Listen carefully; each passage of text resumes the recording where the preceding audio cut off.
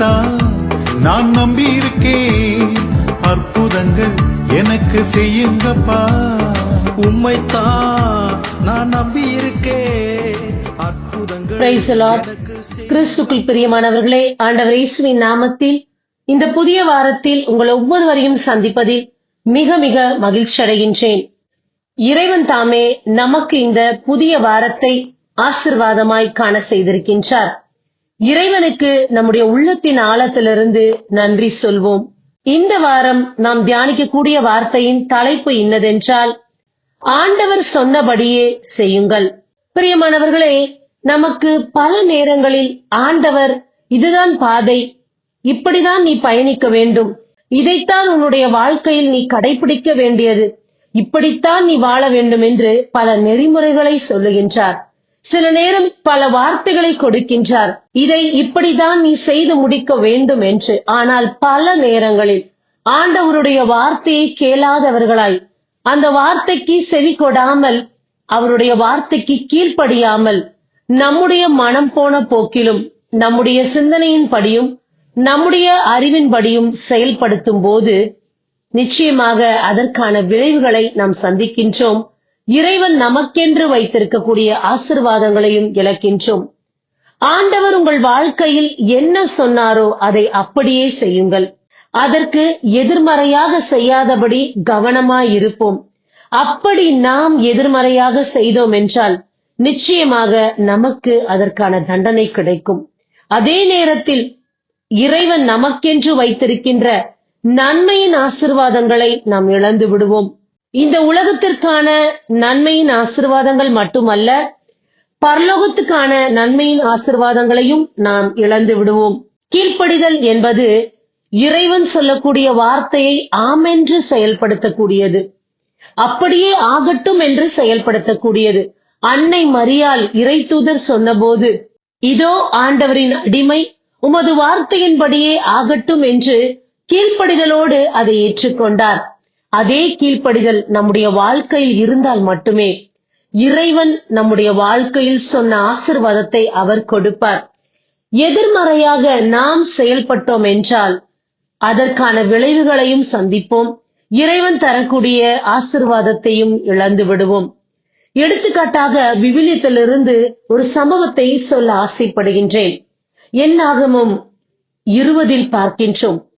இஸ்ரவேல் ஜனங்களை எகிப்திலிருந்து கானானுக்கு வழிநடத்தி சென்ற போது சீன் பாளையத்தில் வந்தபோது காதேசு என்ற இடத்தில் தங்கியிருந்தார்கள். அந்த இடத்தில் அவர்களுக்கு குடிக்க தண்ணீர் இல்லை. அப்போது அவர்கள் மோசேக்கு எதிராகவும் ஆரோனுக்கு எதிராகவும் முணுமுணுத்தனர், பேசினார்கள், வாக்குவாதம் செய்தார்கள். எண்ணிக்கை அதிகாரம் 20 இறைவார்த்தை 2:3 பார்க்கின்றோம். அப்போது மக்கள் கூட்டமைப்புக்கு தண்ணீர் இல்லாதிருந்தது. அவர்கள் மோசேக்கும் ஆரோனுக்கும் எதிராக ஒன்று கூடினர். மக்கள் மோசேயுடன் வாதாடி கூறியது, ஆண்டவர் திருமுன் எங்கள் சகோதரர்கள் மாண்டபோது நாங்களும் மாண்டிருந்தால் நலமாயிருந்திருக்குமே. இதோ அவர்கள் சொன்னது, எங்களுடைய மூதாதையர் இறந்தபோது, எங்களுடைய சகோதரர்கள் இறந்தபோது நாங்களும் இறந்திருக்கலாம். இந்த இடத்தில் நீங்கள் கூட்டி வந்துவிட்டு தண்ணீர் இல்லாமல் நாங்களும் எங்கள் மிருக ஜீவன்களும் கஷ்டப்பட்டு கொண்டிருக்கிறோம் என்று வாக்குவாதம் செய்தார்கள். அப்போது ஆரோனும் மோசேயும் என்ன செய்தார்கள் என்றால், சந்திப்பு கூடாரத்தின் வாயில் அருகே சென்று ஆண்டவருக்கு முன்பதாக முகம் குப்புற விழுந்தார்கள். அப்போது ஆண்டவர் மோசேயிடம் சொன்னது, நீ உன் கோலோடு இஸ்ரவேல் ஜனங்களை கூடி வர செய்து அந்த பாறையை பார்த்து பேசு. அப்போது நீர் புறப்பட்டு வரும், மக்களுக்கும் கால்நடைகளுக்கும் குடிக்க கொடுங்கள் என்று ஆண்டவர் மோசேயிடமும் ஆரோனிடமும் இவ்வாறாக கூறினார்.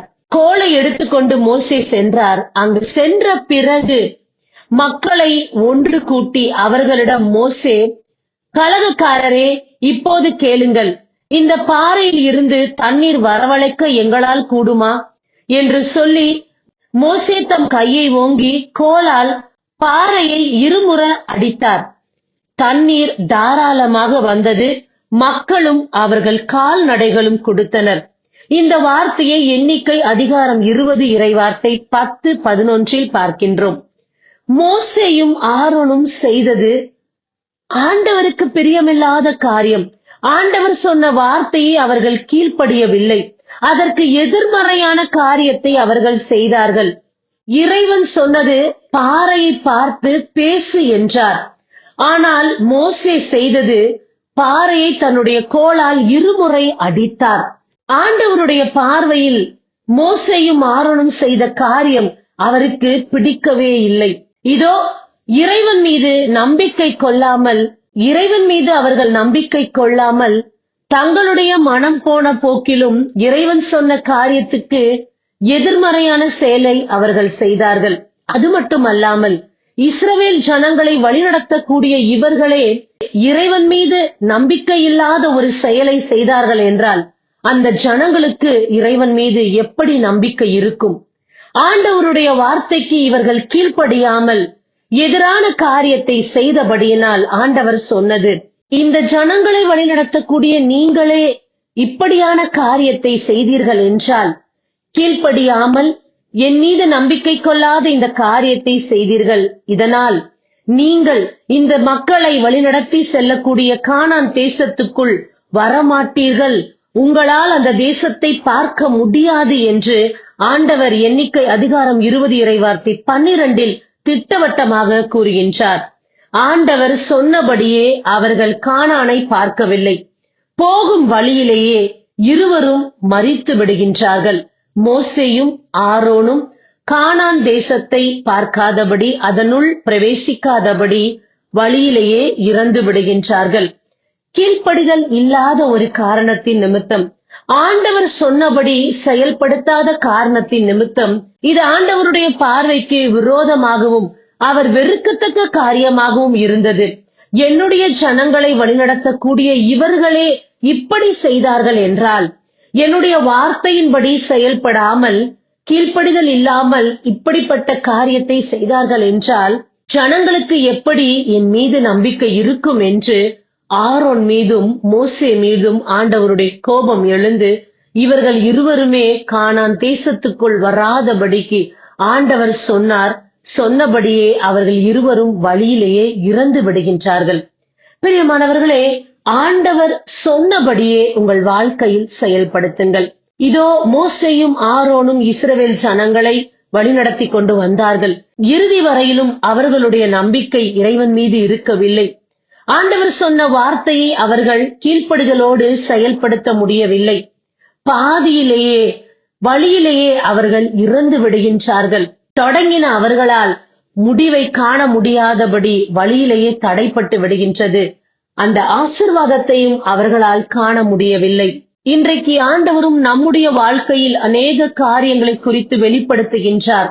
வார்த்தையினால் இடைப்படுகின்றார். ஆனால் அவருடைய வார்த்தைக்கு நாம் செவி கொடுக்காமல் கீழ்ப்படியாமல் நம்முடைய மனம் போன போக்கிலும் நமக்கு தெரிந்த பல காரியங்களையும் நபர்களையும் தேடி ஓடி எப்படியாவது நம்முடைய காரியங்களை செய்து முடிக்க வேண்டும் என்று நினைக்கிறோம்.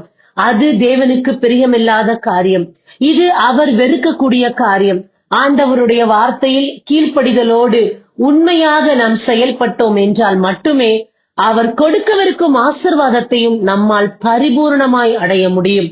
இந்த நாள் இறைவன் நமக்கு எச்சரிக்கையும் விடுக்கின்றார். அதே சமயத்தில் அவருடைய வார்த்தையை கீழ்ப்படிந்தால் நீங்கள் கானான் தேசத்தின் ஆசீர்வாதங்களைப் போல பெரிதான ஆசீர்வாதங்களை பெற்று மகிழ்வீர்கள் என்று ஆண்டவர் இந்த நாளில் நமக்கு அழைப்பு விடுக்கின்றார்.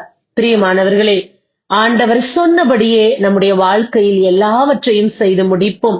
இப்படி வாழ்ந்தால்தான் வாழ்க்கையா? ஆம், ஆண்டவருக்கு பிரியமான ஒரு வாழ்க்கை வாழ்ந்தால்தான் நிச்சயமாக அவர் நமக்கென்று வைத்திருக்கிற ஆசீர்வாதத்தை நம்மால் முழுமையாக பெற்றுக்கொள்ள முடியும். அதை விட்டுவிட்டு இதோ மந்திரவாதிகளையும் மனுஷர்களையும் ஜாதகம் பார்க்கின்றவர்களையும் நாம் தேடி சென்றோம் என்றால் இது ஆண்டவருக்கு பிரியமில்லாத காரியம். இது அவர் சொன்ன வார்த்தைக்கு கீழ்ப்படியாமல் அதற்கு எதிர்மறையாக செயல்படுகிற காரியம். ஆகையினால் அதற்கான தண்டனையும் நமக்கு கிடைக்கும். அந்த ஆசீர்வாதங்களையும் நாம் இந்த நாளில் இழப்போம். இறைவன் பால் திரும்புவோம். இறைவனுடைய வார்த்தையின்படியே கீழ்ப்படிதலோடு நடப்போம். நிச்சயமாக பெரிதான ஆசீர்வாதங்கள் நம்முடைய வாழ்வில் தேடி வரும் அற்புதங்களை இறைவன் செய்வார். ஆமீன். God bless you. கண்களை மூடி செபிப்போமா. அன்பே உருவான இறைவா, அருமையான வார்த்தையை கொடுத்ததற்காக நன்றி. இதோ கீழ்ப்படிதலோடு இருந்தால் எல்லாவற்றையும் நாங்கள் சுதந்திரித்துக் கொள்ள முடியும் என்ற வார்த்தையோடு நீர் இடைப்பட்டதற்காக நன்றி. நீர் சொன்னபடி நாங்கள் செய்தோம் என்றால் நன்மையின் ஆசீர்வாதங்கள் எங்கள் வாழ்க்கையில் நிச்சயமாக வரும் என்பதை இந்த நாளில் நாங்கள் அறிந்து கொண்டோம் ஐயா. இனி வரக்கூடிய நாட்களில் உம்மை மட்டுமே நம்பி வாழ்வோம். நீ சொன்னபடியே எங்கள் வாழ்வில் எல்லாவற்றையும் நாங்கள் செயல்படுத்துவோம். எங்களுக்கென்று வைத்திருக்கின்ற நன்மையின் ஆசீர்வாதத்தை நீர் கொடுப்பீர் என்று நம்புகிறோம். இந்த ஜெபங்கள் அனைத்தையும் எங்கள் இயேசு கிறிஸ்துவின் வல்லமையுள்ள நாமத்தில் ஏறெடுக்கிறோம் எங்கள் உயிருள்ள தகப்பனே.